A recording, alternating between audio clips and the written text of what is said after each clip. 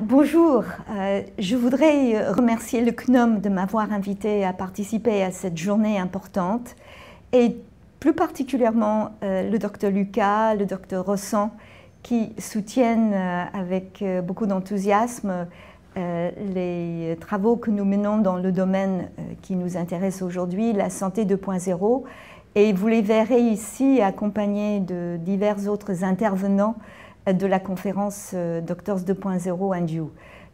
Nous serons ravis de les revoir pour la prochaine édition en 2013 au mois de juin. En fait, pour parler de la santé 2.0, je voudrais faire un tout petit détour par l'histoire de l'informatique médicale. L'ordinateur existe depuis les années 50 et assez rapidement, il y avait des professionnels de santé qui pensaient que l'informatique pouvait apporter un mieux à la qualité des soins, et ils avaient raison. Mais tout cela restait un peu fermé dans l'univers des spécialistes de l'informatique. C'était les débuts du dossier médical informatique dans les années 60, la télémédecine dans les années 70 et 80. Avec l'Internet en 1994-15 par le web, il y a eu une grande explosion de cette informatique qui ne tenait plus en place puisque tout le monde pouvait y accéder. Et déjà, il y avait un début de collaboration à travers les forums et les mailing lists. Mais vers 2004-2005, il y a la notion de la deuxième génération du web qui apparaît et la santé y participe. C'est donc la santé 2.0 qui est une approche encore plus collaborative et de coopération grâce au fait que toute personne peut créer son expression sur Internet et de diverses manières. La santé 2.0, c'est trois volets.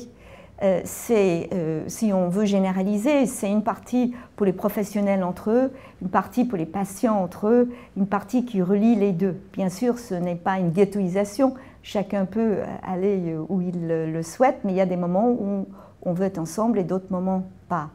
Et dans cette santé 2.0 pour les professionnels, en dehors de l'Angleterre, avec ses 195 000 médecins britanniques que l'on admire, très actifs sur doctors.net, et plus d'1 million, 1,5 million de médecins chinois, tous les deux des sites d'une vision d'un individu issu du milieu et qui a dit on pourrait faire cela et qui, de son libre choix, l'a conçu et a eu beaucoup de popularité par la suite.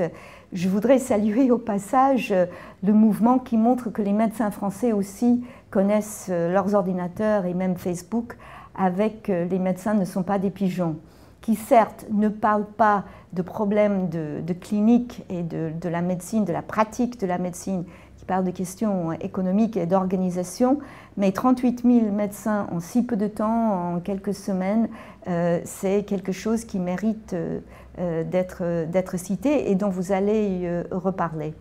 Au niveau des patients, deux exemples très importants qui ont été des breakthroughs, c'est Patients Like Me, où une famille a eu l'initiative de créer un site qui permet aux patients de noter ses observations concernant sa maladie, les médicaments, les traitements, tous ses ressentis, et de comparer ces observations avec celles d'autres patients dans la même indication. Et ce que j'apprécie énormément sur ce site, c'est qu'on peut regarder ces observations et commencer à comprendre une maladie sans être soi-même inscrit. Ces observations sont anonymisées au choix du patient.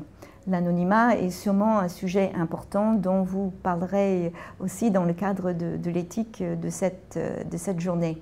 Un deuxième site, Patient Opinion, est un site en Angleterre qui permet aux patients d'indiquer les choses qu'ils ont aimées et moins aimées dans leur séjour hospitalier. Cette information est ensuite transférée à l'hôpital et l'hôpital en fait un bon usage. Ils ont calculé le nombre d'améliorations qui a été fait. Et il y a des exemples en France qui sont dans le style de Patients Like Me, comme Carinity et d'autres, que vous pourrez examiner. Et il faudrait citer aussi parmi les sites pour patients Renalou, qui est un site français extrêmement intéressant dans le domaine des maladies du rein. Là aussi, la vision d'une personne, Ivani Caillé, qui obtient un progrès important pour les patients qui sont atteints de cette maladie importante grâce aux travaux réalisés entre patients et professionnels. Et justement, pour relier les médecins et les patients, il y a de plus en plus d'outils. Un certain nombre de médecins, que l'on espère d'un nombre croissant, recommandent des sites, recommandent des outils.